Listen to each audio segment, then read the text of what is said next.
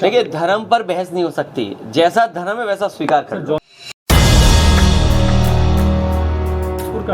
यादव है तो जेल भेज दिया। सोशल कॉलेज नहीं बनाएंगे।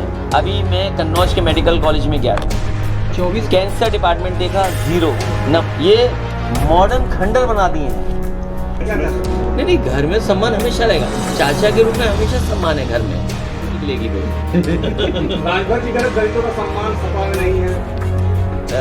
ये सब बातें मत बोलिए, इसलिए मत बोलिए। उनकी भाषा बीजेपी की भाषा है। बीजेपी धोखा देने के लिए नाम आगे करती है। आप जीएसटी देख लीजिए, दूध, दही, मक्खन और सब पे जीएसटी लगा दी। मैंने फुल फॉर्म बताया था आपको पहले भी, एग्जामिनेशन इन डेमोक्रेसी। आज मुझे कर्मानंद, परमानंद और इनके परिवार के बीच में आने का मौका मिला। पारिवारिक कार्यक्रम में शामिल हुआ हूँ। हालांकि ये इसी पैतृक गांव से निकल करके मुंबई तक पहुँचे हैं। पिताजी के आशीर्वाद से ये सफल हुए जीवन में। खुशी की बात यह है कि पहुंच गए हो मुंबई, कारोबार कर लिया हो, लेकिन अभी भी अपने गांव, अपने ग्रामीण क्षेत्र को नहीं छोड़ा है। जो हमारी भारत की परंपराएं हैं, वो भारत की जो संस्कृति, उसमें अभी भी ये शामिल होकर के लोगों को जोड़ करके कार्यक्रम कराने में धन्यवाद देना चाहता हूँ, बधाई देता हूँ इनको। और जहाँ तक जौनपुर की बात है, मैं जौनपुर की जनता का धन्यवाद दूँगा कि पिछले चुनाव में उन्होंने बहुत समाजवादी पार्टी का समर्थन किया, सरकार बनाने के लिए वोट दिया। हालांकि कुछ वोटों से ही रह गए हैं। जौनपुर के पुराने इतिहास में अगर हम उठा करके देखें तो लोकसभा पिछली बार बहुत कम वोटों से हम लोग रह गए थे। जो गठबंधन की लोकसभा थी मछली शहर, ये जौनपुर जीते थे।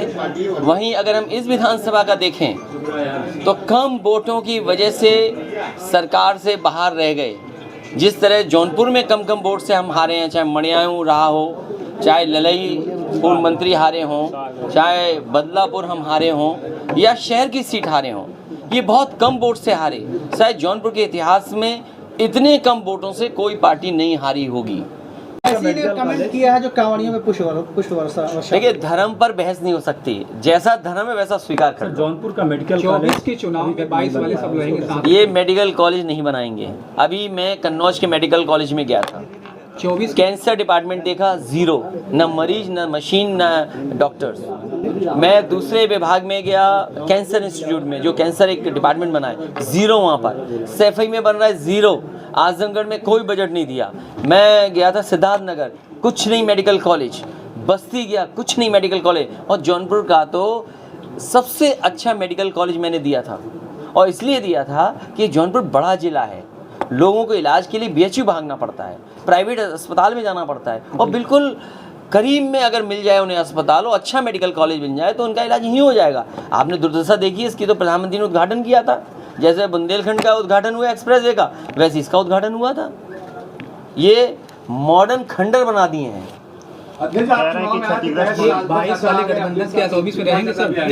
तो इस पर क्या कहें, क्योंकि दोनों लोगों को आपने बाहर कर दिया है। मैंने केवल ये कहा है कि जहां आपको सम्मान ज़्यादा मिले वहाँ जाएं, और आपको जाना भी चाहिए, क्योंकि आपके अपने सिद्धांत हैं, अपने कार्यक्रम हैं, तो अपनी पार्टी को मजबूत करें।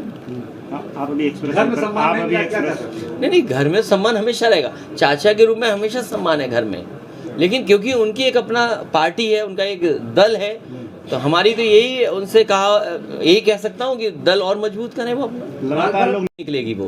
राजभर जी कह दलितों का सम्मान सपा में नहीं है। ये सब बातें मत बोलिए, इसलिए मत बोलिए। उनकी भाषा बीजेपी की भाषा है। बीजेपी जो बुलवाएगी वो बोलेंगे वो। क्या राजभर बीजेपी के लिए काम कर रहे हैं? आपको नहीं पता? उनका इंटरव्यू नहीं सुना आपने? आपको सवाल ये पूछना चाहिए कि अगर मेरे लिए वो एसी के लिए कह रहे हैं, जब वो हमारे साथ थे तो देश के होम मिनिस्टर और देश के प्रधानमंत्री जी के लिए क्या कहते थे? ऐसी बातें बोलते जो मैं बोल ही नहीं सकता। तो बसपा बोली, बसपा इशारा बुलाएगी, घंटी देगी तो हम जाएंगे। देखिए, ये मुद्दा आपके लिए हो सकता है, जनता के लिए मुद्दा नहीं है। ये मुद्दा न्यूज़ के लिए हो सकता है, ये मुद्दा जनता के लिए नहीं है। जनता बदलाव चाहेगी, क्योंकि जीएसटी देख रही है, बेरोजगारी देख रही है, महंगी बिजली देख रही है, सिलेंडर देख रही हैं, और किस तरीके से अन्याय हो रहा है। आप देखो, पिछड़े दलित की बात करते हैं, आप आदिवासियों की बात करते हैं, क्या मिलना उनको, ये बताओ आप। पूर्व राष्ट्रपति APJ कलाम साहब ने एक उद्घाटन किया था सोलर प्लांट मेरे यहाँ, पूरी ग्राम सभा में फ्री बिजली चलती थी। बताओ ये सम्मान है किसी राष्ट्रपति का? ये जो अगर मैं ये बात कह दूं कि पूर्व होने के बाद वो देश के राष्ट्रपति थे, उन्होंने उद्घाटन किया था। वो जनता के खिलाफ फैसले हैं। आप GST देख लीजिए, दूध, दही, मक्खन और सब पे GST लगा दिया। आज़ादी के बाद ये पहली सरकार है जिसने इस तरीके से GST लगाई है।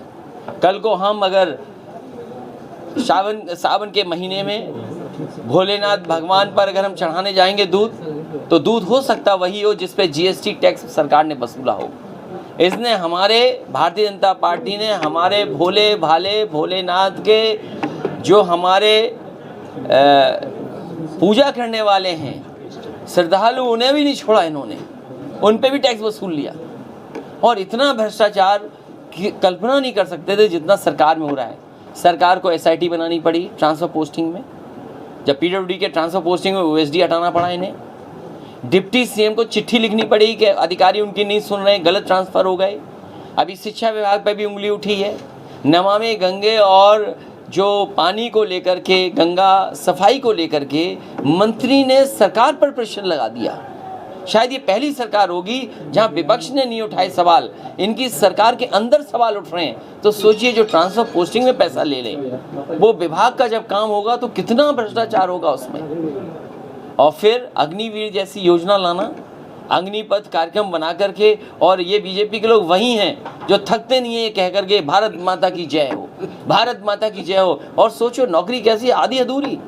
जो नौजवान सपना देखता है वर्दी पहनने का, जो नौजवान सपना देखता है कि हम सीमा की रक्षा करेंगे, उस नौजवान को आप आधी अधूरी नौकरी दे रहे हो। और अब तो वो आंकड़े बाहर आ गए हैं, 22 करोड़ लोगों ने फॉर्म भरा और मात्र 7 लाख लोगों को नौकरी मिली। इससे ज़्यादा खराब बात और क्या हो सकती है सरकार को? इससे ज़्यादा नौजवानों को धोखा क्या सरकार दे सकती है? और फिर वहीं सरकार कुछ लोगों के साथ ऐसा खड़ी है जैसे कल्पना नहीं कर सकते आप। दुनिया के 4थे नंबर पे पहुंच जाए उद्योगपति, और हमारा गरीब और किसान अभी भी देख रहा हो उसकी तरफ। किसान को सुविधा नहीं, DAP महंगी, खाद महंगी, सिंचाई महंगी, आपका बिजली का बिल महंगा, इलाज महंगा, पढ़ाई महंगी, और उद्योगपति को बैंक से लोन का लोन, और दुनिया के 4थे नंबर पर पहुंचा दिया।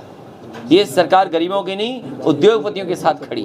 नोटबंदी फेल हुई, GST फेल हुआ, अग्निवीर गलत योजना है, और केवल उद्योगपतियों के सहारे ये सरकार आगे बढ़ना चाहती है। दिल्ली की भी सरकार इनकी है। इनको तो सड़कें अच्छी बना देनी चाहिए, लेकिन सड़कों के इंजीनियर से ही जब पैसा ले लेंगे, जब सड़क बनाने वाले इंजीनियरों से ही पैसा ले लेंगे, तो क्या उम्मीद करोगे आप सड़क कैसी बनेगी? और फिर हाल ही में आपने बुंदेलखंड एक्सप्रेसवे को देखा होगा आपने, प्रदेश की सबसे बड़ी योजना, सबसे ज़्यादा बजट खर्च हुआ हो, देश के प्रधानमंत्री उद्घाटन में आए हों, और एक बारिश में बताओ गड्ढे हो गए हों, गाड़ियाँ पलट रही हों, गाड़ियाँ गड्ढे में घुस जा रही हों, जिन लोगों की जान जा रही, जिनको इलाज करना पड़ रहा है, वो अपने पैसे से इलाज कराएं। सड़क टैक्स से बन रही है, उन्हीं के पैसे से सड़क बन रही है, और बाद में एक्सीडेंट हो जाए तो अपने ही पैसे से इलाज कराओ। शब्द किसकी वजह से कहला रहे हैं? ये राजनीति में क्या तलाक है? ये क्यों भाषा का इस्तेमाल करते हैं? ये जानबूझ करके भाषा का इस्तेमाल करते हैं। भाई जो लोग बीजेपी से मिले हों उनसे क्या उम्मीद करोगे आप? यहाँ सुरक्षा नहीं मिली किसी को। कौन नहीं जानता इन बातों को? जो भारतीय जनता पार्टी से संबंध रखेंगे, इसीलिए मैंने कहा कि अगर हम सम्मान नहीं दे पा रहे हैं तो उस दल के साथ चले जाओ जो दल सम्मान दे रहा हो। अखिलेश यादव अब किधर देख रहे हैं गठबंधन के लिए? हम अकेले लड़ रहे हैं, और जो हमारे साथ हैं अभी, जो गठबंधन में दल हमारे साथ हैं, उनके साथ आगे बढ़ेंगे। जौनपुर में कई लोगों को जेल जाना वो निर्दोष नौजवानों को जेल भेजा है, और चिन्हित कर करके जेल भेजा है। यादव हैं तो जेल भेज दिया। सुनने में आ रहा है कि वहाँ के प्रधान, पूर्व प्रधान, उन्हें जेल भेज दिया। कोई 100 किलो का है, उन्हें भेज दिया। जो आंदोलन में नहीं थे और चिन्हित कर करके कि समाजवादी पार्टी के कौन लोग हैं। अग्निवीर आप नकल कर रहे योजना अमेरिका की, उन देशों की योजना कर रहे हो जो संपन्न देश हैं। क्या उनकी इकोनॉमी है, किस तरह के लोग हैं, किस तरह का सामाजिक ढांचा है, क्या आप वही लागू भारत में कर दोगे? भारत में तो नौजवान सपना देखता है वर्दी पहनने का, ये वर्दी नहीं पहनाना चाहते हैं। इन नौजवानों के सपनों को तोड़ना चाहती सरकार।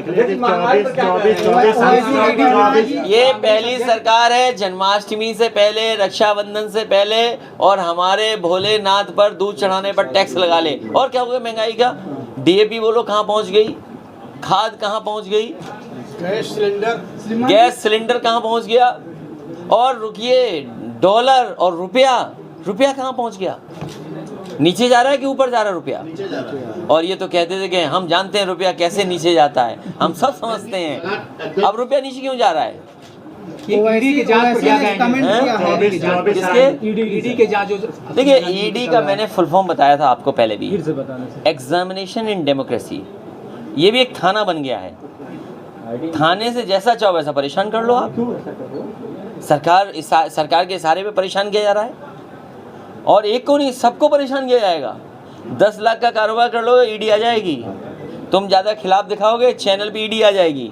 यहाँ कुछ चैनल होंगे जिन पे ईडी आई थी पहले।